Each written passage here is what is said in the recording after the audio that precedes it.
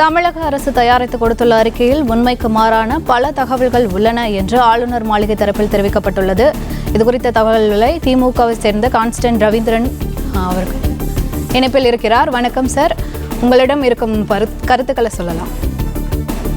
அதாவது ஆளுநர் அவர்கள் ஆளுநருக்குரிய மாண்போடு நடந்து கொள்ளவில்லை என்பதை திமுக மட்டுமல்ல ஒட்டுமொத்த அரசியல் தலைவர்களும் கண்டிக்கக்கூடிய வகையில், கண்டனம் தெரிவிக்கக்கூடிய வகையில் ஆளுநர் நடந்து கொள்வது இது முதல் முறை அல்ல.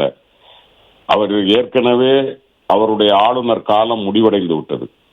இன்னும் அவர் ஆளுநராக நீடிக்கிறாரா அல்லது அவர் மீண்டும் ஆளுநராக பதவியில் அமர்த்தப்பட்டிருக்கிறாரா என்பது கூட நமக்கு தெரியாது.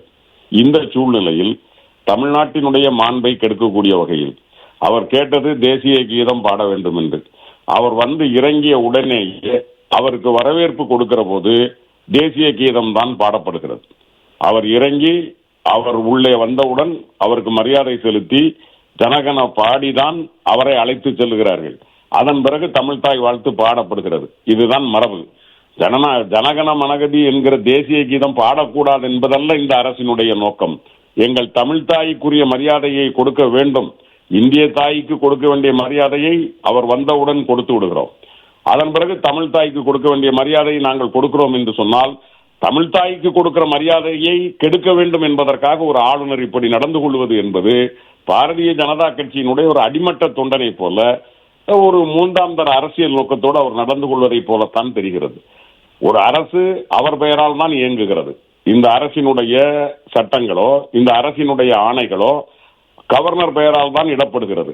அப்படியானால் எல்லாம் தெரிந்துவிட்டு மீண்டும் ஒரு ஏதோ எதிர்க்கட்சி அரசியலை போல் அவர் பேசுவாரே என்றால் அதை தமிழ்நாட்டு மக்களும் ஏற்றுக்கொள்ள மாட்டார்கள், அரசியலமைப்பு சட்டமும் ஏற்றுக்கொள்ளாது.